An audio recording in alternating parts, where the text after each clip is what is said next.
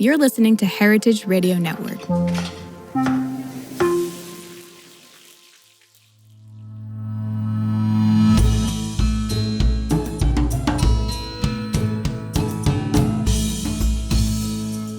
Welcome to One Bite is Everything, the podcast that connects the food on your plate to the bigger world.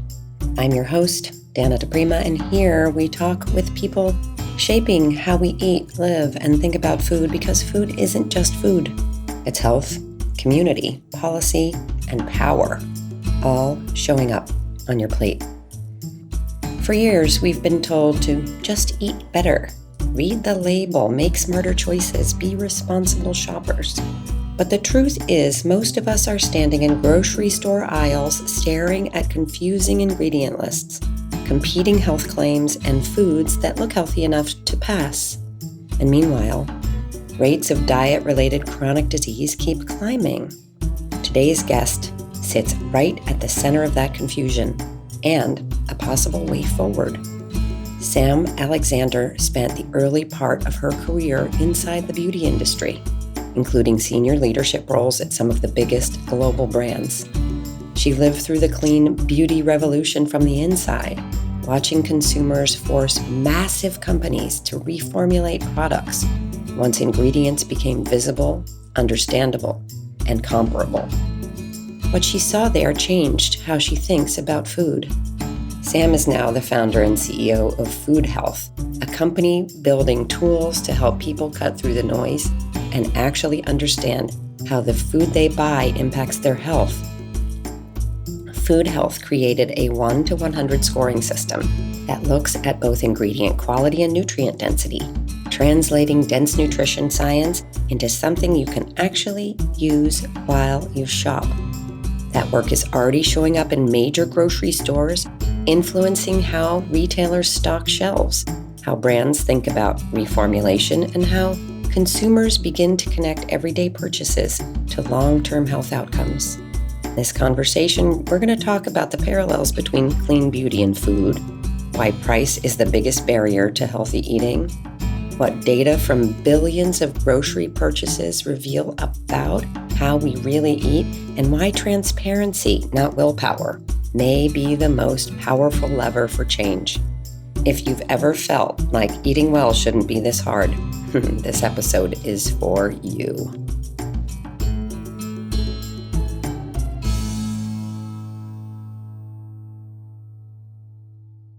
I went to acting school.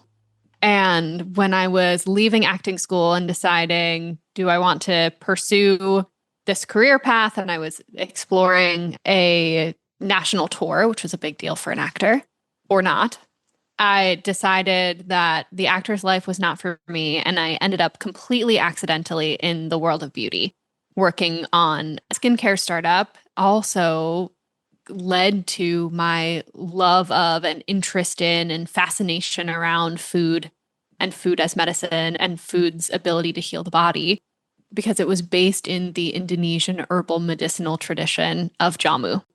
And I had the wonderful fortune of spending some time in Indonesia and learning about jamu and learning about all of these incredible ingredients and herbs and spices and ways of eating and thinking about your body differently over there. And I was with that company for several years and then left, did a few other smaller skincare startups in the middle, took a brief pause and went to Bridgewater and did some finance work, and then was recruited over to Estee Lauder Companies, where I did a number of things, but kind of most notably ran global brand strategy at Clinique as Jane Lauder's chief of staff, and then led North America marketing at Smashbox Cosmetics. Was natural beauty involved in the work that you were doing at Estee Lauder? Absolutely. So if you remember back in time to 2016, 2017, 2018, we were in the height of the clean beauty movement. And the brand that I started my career with, Juara Skincare, was a clean brand from the get-go. And that's how they began. And they were an ingredient-focused brand. And so all of the storytelling was about these beautiful, whole, truly food ingredients in your skincare. By the time that I left that brand kind of did my walkabout and then came back to Lauder, clean was at its height. And the major brands were losing major market share to consumers who were switching over to clean beauty. And it started with the younger generation. It started with millennials at that time.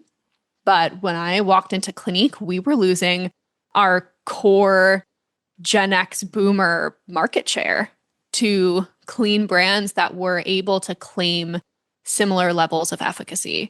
And so we had to look at ourselves and say, okay, we are a great brand. We are a storied brand. We make excellent products. But some of the ingredients that are in our products today are not meeting consumers' needs. And so we did a huge reformulation project while I was at Clinique to remove phthalates and sulfates from the products, in addition to several other things. We were fortunate in that we had always been 100% fragrance-free, dermatologist tested, and so we had a bit of a leg up from many of the other legacy brands that were so far into the kind of chemical extreme, particularly around fragrance.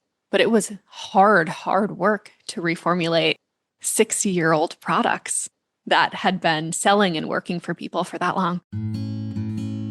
The clean beauty movement became a clear case study in consumer power, showing how collective buying decisions can force entire industries to change. And it offers a direct blueprint for how we buy food and groceries in the United States.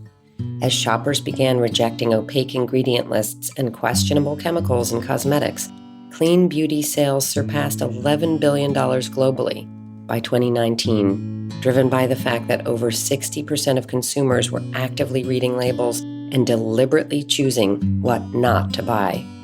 Retailers and manufacturers did not lead this shift. They responded to it, reformulating products and creating clean categories only after demand became undeniable. The same dynamic already exists in food. When consumers prioritize organic produce, pasture-raised eggs, regenerative farming, or additive-free products, supply chains respond. We've seen it with the explosive growth of organic foods, plant-based alternatives, and transparent labeling. But the clean beauty era reminds us that this power only works when exercised consistently.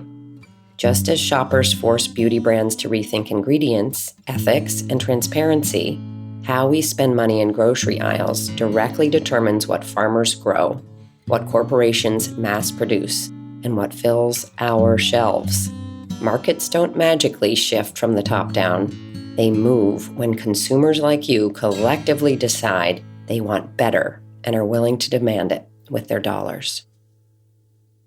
Just on the consumer side, they're using beauty products and all of a sudden they're getting turned on to these components. I'm very interested in what you said in terms of, the efficacy and that parallel, because if you have a clean beauty product and it can't say that it, reduces my wrinkles or tightens my skin, etc., then you're dead in the water. Is that right? I mean, is the efficacy really important? It is now. I think when we think about the trajectory and how it parallels back to food is really that I think we're quite in the middle of the same trajectory on the food front.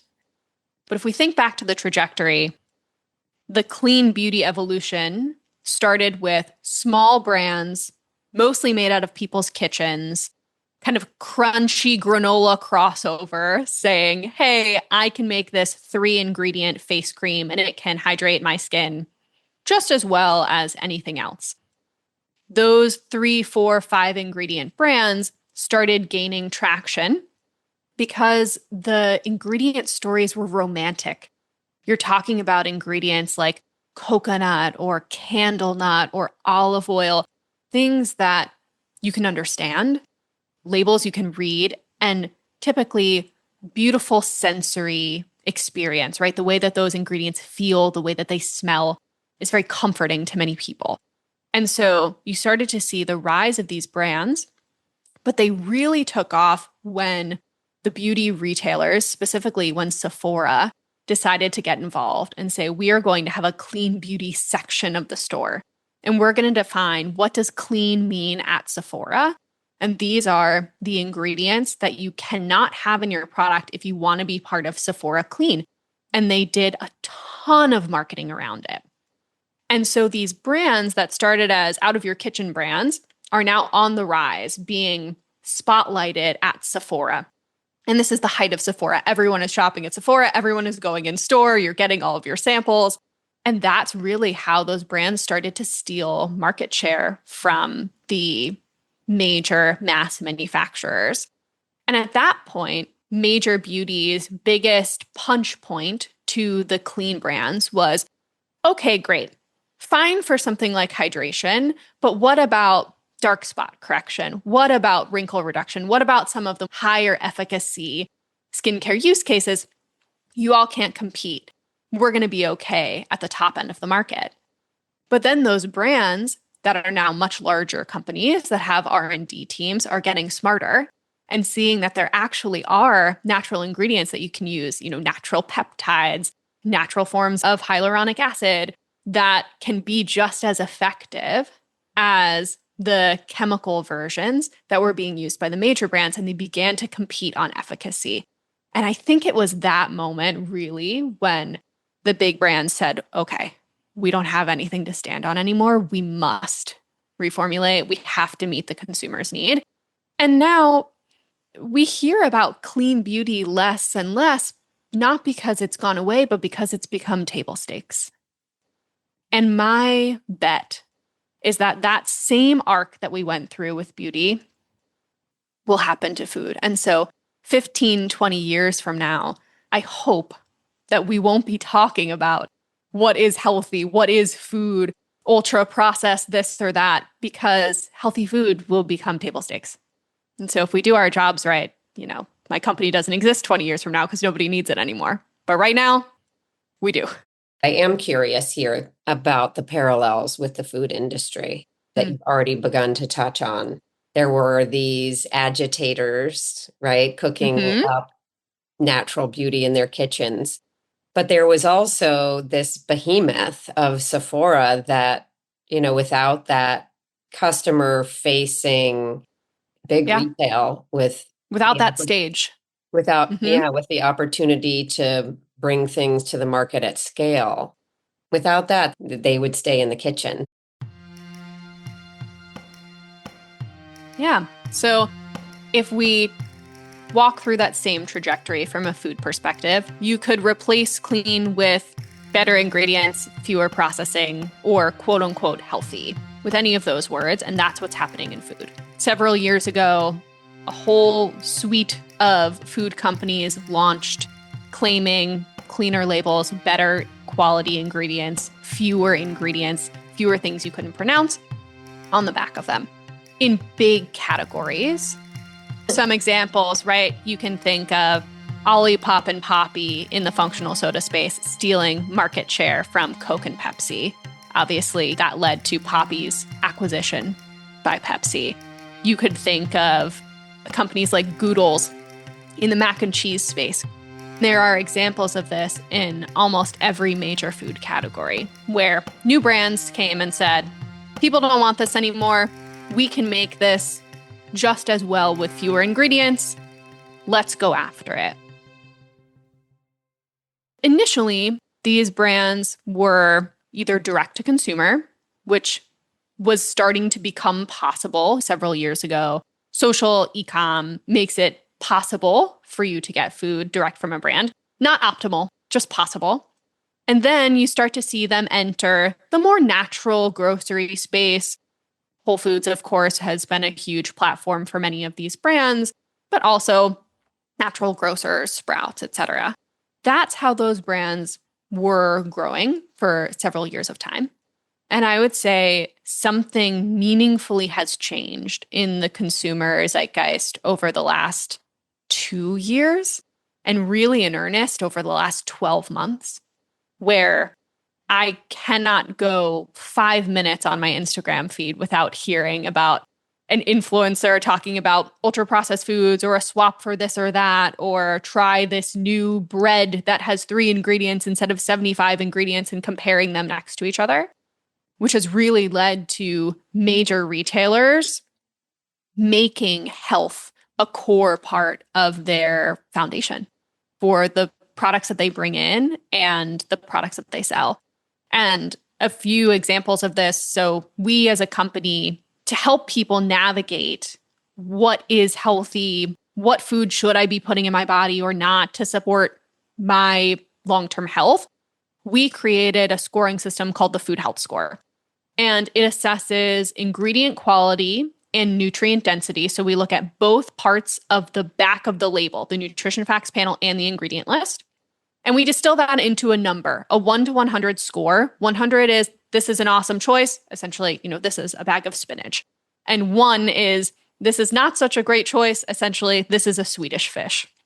And the decisions to be made are really on the scale in between. An example of a retailer really getting behind the space is about a year ago, Kroger said, we want to have a food health score on every product that we sell. And we started working with them in October of 2024. At this point, over 90% of their products have a food health score. You can find it online right next to the nutrition facts panel. You can find it in their app. In some cases, you can find it in stores by scanning products.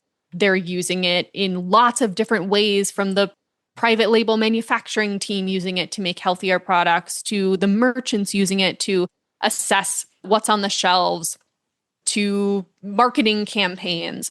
And so you have this huge retailer who has put a stake in the ground and said, we want to own this. We want to bring more healthful products to our shoppers, and we want to help them navigate the world of health. Kroger's decision to put a food health score on products is more than a helpful feature.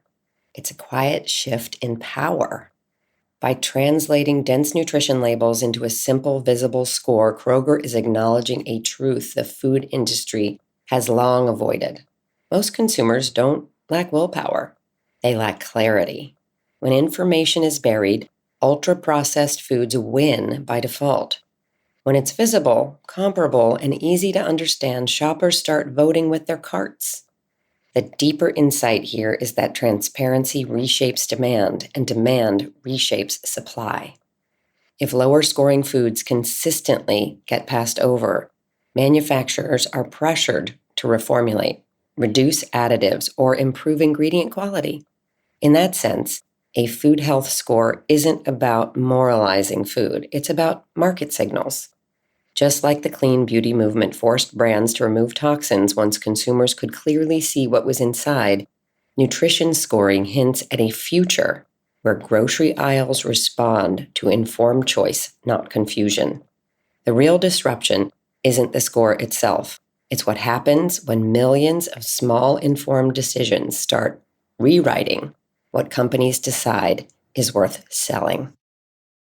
Another example, I was talking to a category merchant from Walmart the other day who covers the bread category. And his goal over the last year has been to transform the bread category at Walmart to bring healthy, affordable options to every Walmart shopper. And they announced, maybe 6 weeks ago, that they launched 10 new bread brands in Walmart stores to help achieve that mission. And when you see giants like Walmart and Kroger changing the products that are on the shelves and offering tooling to their consumers to help them shop better, that is where I see the Sephora parallel in the beauty story. So I think that's about where we are. And we're now starting to hear from major food manufacturers who are looking up and saying, okay, I think I might need to reformulate, but they can't beat me yet on price. And price is to food what efficacy was to beauty, if you are following that parallel story. And so when the healthier brands are able to better compete on price, I think that's when we're going to see a massive transformation in all of our food. The lever to bringing food prices down is scale, plain and simple. When healthier brands can't produce at volume, their costs stay high, keeping prices out of reach for most shoppers. Real price reduction only happens when major retailers like Walmart, Kroger, and Target step in and help these brands scale production, distribution, and demand all at once. That scale lowers per unit costs, stabilizes supply chains, and allows healthier food to compete head-to-head on price. Till that happens, better food remains a premium product. Once it does, it becomes the default. So you think that the conversations behind the scenes on the brand side are eyebrows up, we're worried, but we're not that worried yet because our price is better, and people are going to trade a few health points for a better price and just buy our bread for now? Depends on the brand, but those conversations are most certainly happening behind doors at some manufacturers, and other manufacturers are really getting on top of it.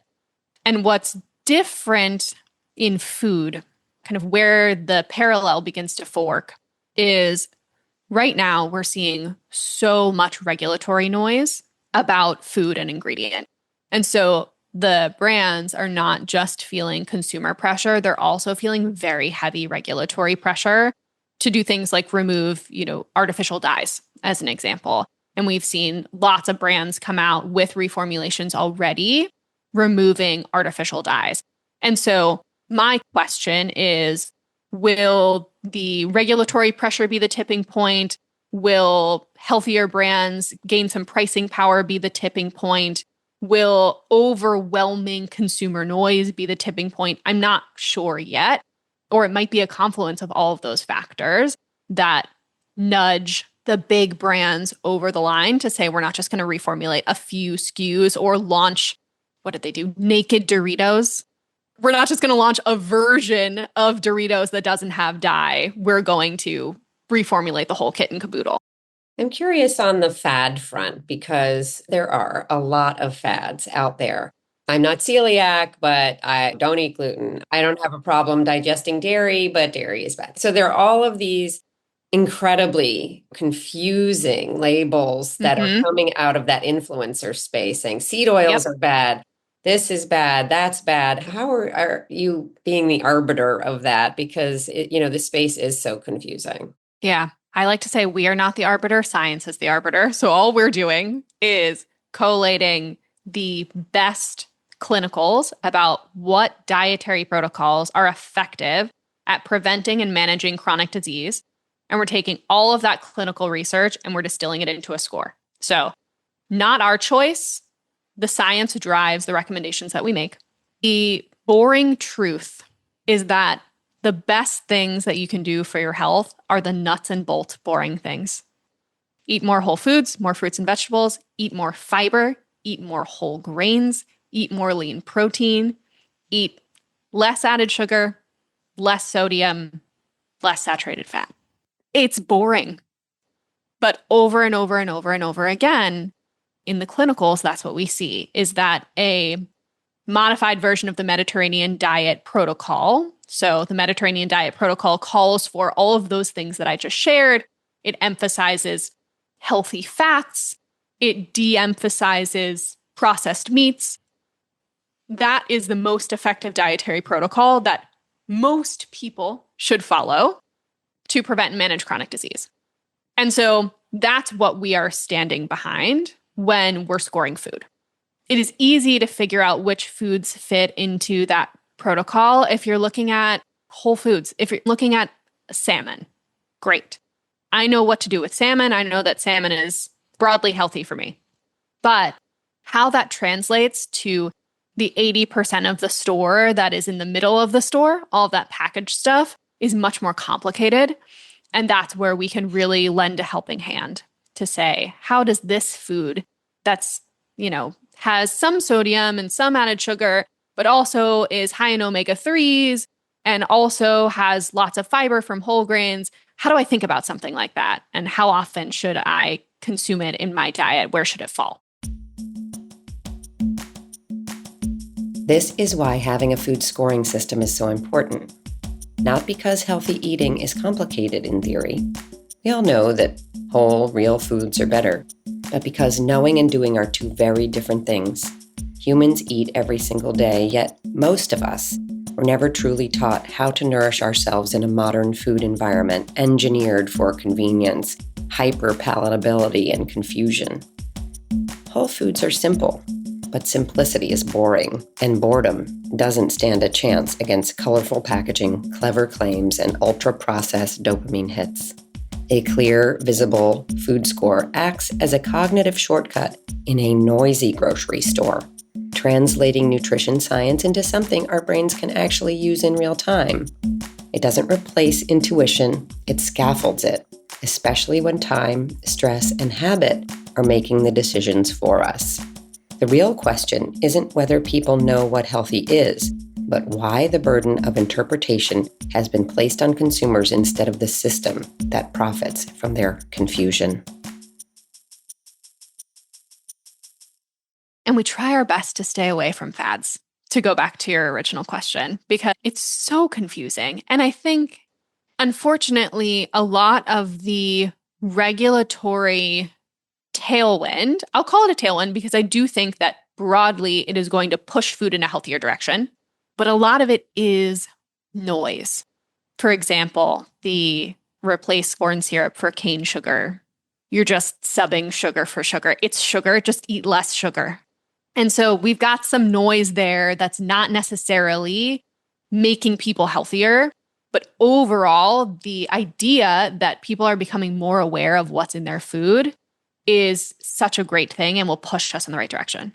There's a parallel I'd like to explore a little bit because, for example, if we're talking about the pork that we would buy in the supermarket is factory farmed, and that's what you're going to find in your supermarkets, as opposed to pasture-raised pork, which isn't on all different kinds of inputs that aren't necessarily healthy for people. How are you dealing with things like that, or pesticides or glyphosate or forever chemicals in soil? So we are, in a way, limited by the information that's on the package. And so if we can discern from the package, from the name of the ingredient, or from the type of labeling on the package, anything further back in the chain, like how a meat product was fed during its life, we can incorporate that. But if it's not on the package, right now we can't, because the data around that is so poor. And so there are lots of great companies that are working on that are trying to improve the quality of trace data. And as those companies mature, then we can take that data as inputs into the overall scoring algorithm. But right now, we're helping you distill what's on the box. And when what's on the box says something that is somewhat meaningless, like regenerative now doesn't really have much of a definition. It's pretty loose. Obviously, organic has standards. Organic can be on a box for one thing, but not represent the entire product. How do you deal with things like that, like free-range chicken eggs? Yep. So we don't take a lot of the badges into consideration because they're not well regulated. And so one clear definition that is directly tied to scientific research on how it affects the prevention or management of chronic disease, we just don't take it into consideration with the score. Do you take organic into consideration? We don't take organic into consideration today. We're looking at it. But right now, when we look at overall population health, we just want people to eat more fruits and vegetables, period, full stop. And then when more people are eating fruits and vegetables, then we can help to discern the difference between organic fruits and vegetables and non-organic fruits and vegetables. We do look at, for example, the way that grains are refined or the way that oils are refined in the scoring system, because that is easier for us to discern. And when we look at the overall population's consumption, for example, of grains, we need people eating more whole grains than refined grains and people eating more freshly milled grains. And so those are things that we do take into consideration. There's a lot of data out there. I mean, you're sitting on a tremendous amount of data, it sounds like. And I'm curious just about people's grocery carts. What kind of patterns are surprising you most? And what's our biggest opportunity in terms of driving health with the information that you have? So we recently studied about 200 billion grocery purchases, and we launched it in a report called The Health of America's Grocery Carts. And When you think about that 1 to 100 scale, 100 being the best, 1 being not the best, a healthy diet, meaning a diet that looks most similar to that modified Mediterranean protocol that we were talking about earlier, scores about an 85 to an 88 on aggregate based on the things you're buying in your cart. Our diets as Americans score about a 48. And so we have a 40-point gap to close between what we should be buying to prevent and manage chronic disease and what we're currently buying. And when you examine that gap, it's back to a lot of boring stuff. We're not buying enough fruits and vegetables. We're woefully underbuying fruits and vegetables. We are buying far too many sweetened products. About 12% of the overall grocery cart is soda. 12%. That's really high. But those are the things that are easy to at least wrap your head around, understand, and adjust. I think the harder things to adjust are when we think about the food health score on that 1 to 100 scale, we also break it down into colors. So less than a 20 is red, and then you have yellow, and then you have light green, and dark green is greater than 80. The yellow portion of the cart is the thing that's most concerning to me because that's the hardest to understand. The yellow portion of the cart are staples like yogurts that are highly sweetened, or granola, or cereal, or tons of kids' foods. So many kids' foods fall into that yellow. And what we most need to do is help to move those daily staples from the yellow to the light green. And that will meaningfully shift the mix of our overall carts. And it's funny, we analyze these carts also by life stage. And when families have young kids who aren't yet in school, so sub 5, that is the healthiest overall life stage. The foods that they're feeding their kids, and as a consequence, the foods that they're feeding themselves are better and more whole. And then as soon as kids enter kindergarten, elementary school, the scores plummet. Like 10 overall points, which is a very meaningful move in such large statistical data, because all of the food that we're feeding our kids is in the yellow and the red. And think about how formative that is. We are forming their taste buds with foods that are in the yellow and the red. And so if I had one call to action for us as a nation, it would be, let's make and buy healthier kids' foods. Because that not only impacts us today, but it also impacts us, 40, 50, 60 years from now as those palates develop and shape.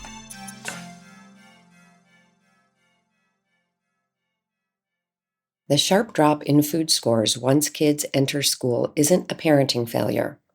It's a systems and convenience problem. As life gets busier, school schedules, work demands, and social obligations make speed and ease non-negotiable, and the food industry meets that need with yellow zone products that look healthy enough to pass. These foods thrive on the illusion of health.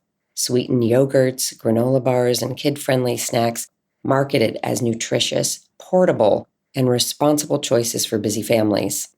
Over time, school lunches, parties, and daily routines normalize ultra-processed, sugar-forward foods, retraining taste buds during the most formative years. Parents aren't choosing worse foods because they care less. They're choosing what fits into the business of life. The deeper issue is that convenience has been allowed to masquerade as nourishment, shaping lifelong eating patterns in the yellow zone and quietly compounding health outcomes for decades. All of this data, is this coming from your clients? Right. For this 200 billion cart grocery analysis, we have a data partnership with Nielsen IQ, and they gather receipt data from all of the major grocery stores. And that's where the data for this particular study comes from. But we have all kinds of data that we can take a look at and cut in lots of different ways. And we do that with our grocery partners to help them stock healthier shelves. We also do that with brands who are looking to reformulate and want to understand the market, and we'll cut that data up for them too so that they can make healthier food for us all. And on the consumer facing side, it's something that I go and I look at your website, I look at an app, I look at Kroger's website, and I can see what the scores are for all of these. Great question. So to date, through 2025, you can find the food health score for a product at any of our participating retailers. We kept running into this thing where a shopper would be shopping at Harris Teeter and say, I love using the food health score, but I also shop at Target and I can't use it there. So how can the food health score follow me around? Because I want to see not only the scores of the products, but I also want to track the score of my cart at all of these different places and see if I'm improving. And so we are launching in January a tool that we're calling Food Health AI. It's a Chrome extension. So you download it from the Chrome web store one time. And every time you shop online at a grocery store, it will follow you.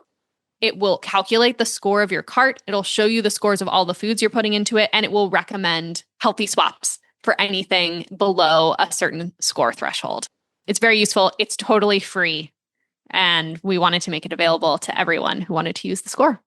I know this isn't something that you're doing, but I can't help but think that farmers markets are left out of this scoring opportunity where they may be, scoring a lot better than the grocery stores.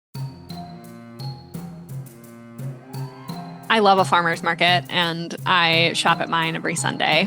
When we had to make a decision about what to build, because when you're building something new, there's a world open to you of possibilities. I was optimizing for how can we fit most seamlessly into a person's shopping experience where they don't have to pull out their phone, scan a thing, open an app, do all of these different things. How can we just tuck right in? And the best way for us to tuck in, at least to start, is to integrate into the online shopping experience. Then, once the whole world is using the food health score, because hopefully all of you listening will download the Chrome extension, spread the word, tell your friends, go to foodhealth.co. That's how you can find the Chrome extension. Once that has happened, then we can launch an app. Then we can launch these other things that help people in real life, at the farmer's market, at a restaurant even. But we wanted to start with that very natural behavior first.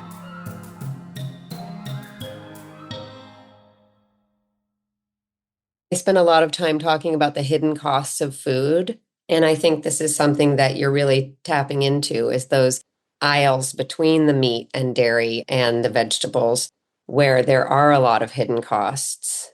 And it sounds like you're really unearthing what those hidden costs are. I don't know if you have anything else to add about that, but it's an interesting space. When we ran our study over those 200 billion grocery purchases, we also mapped at a population level. So think of this as correlation data, but we mapped household food health scores with chronic disease. And what we found is that states that had higher household food health scores had lower rates of chronic disease, and vice versa. Lower food health scores, much higher rates of chronic disease. And so if you're talking about the hidden cost of food, what larger cost is there than the cost to human health? Trillions of dollars a year spent managing chronic diseases that are broadly preventable by eating the right foods from day one. Is that data part of your report? It is. And that's yes. Publicly available for sharing? It is publicly available for sharing. So if you go to foodhealth.co, not .com, some person owns that and they won't sell it to me. So if they're listening, sell it to me. But foodhealth.co, you can do two things. You can download the Health of America's grocery carts report. It is free. And you'll be able to download the Food Health AI Chrome extension, which is also free. Tell me about your team. I have a fantastic team, small but mighty. There are 15 of us, and it's mostly a technical team split between registered dietitians who develop the scoring algorithm and review all of the research that goes into the scoring algorithm and QA the scoring algorithm, and then data scientists and engineers who are building all of the data pipelines and infrastructure to get that scoring data to all of the various places that it needs to go. Let's fast forward 5 years or 10 years and take a look at food health being really transparent? What do you see? Well, 20 years from now, we no longer need to exist as we've established. So I'll be on a beach somewhere. But 10 years from now, my hope is that we are able to fully connect all of the food that you buy to your health. And so whether that's something you bought online, bought in a store, walked into a 7-Eleven, ordered at Sweetgreen, wherever you're buying your food, imagine having all of it scored and put into one place for you so that you could understand how you're tracking kind of week over week, month over month, year over year, and then attaching that to real or expected health outcomes. How does this trajectory of eating impact you 5 or 10 years from now? And what I think will happen when people see that data is that, similar to all of the other things that we're scoring, our sleep scores and our fitness scores and our HRVs and all of the things, when you see the data in front of you, it's very motivating to change because you understand the trade-off to your own health. And that's my hope. And if we do that, what I would expect to see downstream is rates of chronic disease dropping. And if we do that, then I very much have earned that retirement beach. So I'll be taking it. Tell me what I've missed. Is there something that you were hoping to talk about I didn't get to? If I could leave our listeners with any one thing, it's please help me to make this vision a reality by downloading Food Health AI on the Chrome Web Store, sharing it with your friends, send feedback to me so that we know how we're helping you or how we could better support you. And in doing that, know that every time you make a purchase, that data on aggregate will influence better food being made and sold in the long run. Shop with your dollars matters. Yes, they do. You know what really sticks with me from this conversation? It's how clearly Sam reframes the problem. This isn't about perfect eating or moralizing food. It's about clarity. When people can actually see what's in their cart, understand the trade-offs, and compare choices without needing a degree in nutrition, behavior starts to shift. And when behavior shifts at scale, the market follows. We talked about how food scoring can influence what brands make, what retailers carry, and ultimately what farmers are asked to grow. We talked about kids' food and convenience culture and the quiet but massive health costs baked into ultra-processed diets. And we talked about a future where food choices are no longer driven by confusion, but by visibility and trust. That's what One Bite is Everything is all about. Connecting everyday food decisions to the bigger systems shaping our health, our communities, and our economy. This conversation helped you see your food or your grocery cart a little differently. One of the simplest ways you can support the show is by leaving a quick rating or a review. It helps One Bite is Everything reach more listeners who are asking the same questions about food, health, and the systems behind them. Ratings and reviews may seem small and maybe a little bit of an inconvenience for you, but they are one of the ways that independent podcasts like this one can get discovered. If you believe these conversations matter, leaving a quick review helps bring more people into them. Let me remind you to take a look at the show notes so that you can connect with everything that Food Health is doing, including their free downloadable app. Thanks for listening to One Bite is Everything. This episode was co-produced by Sonia Dillon with sound design and original music always by Russell Chapa. I'm your host, Dana DiPrima, and I'll see you here next week. Until then, eat like it matters, because it does.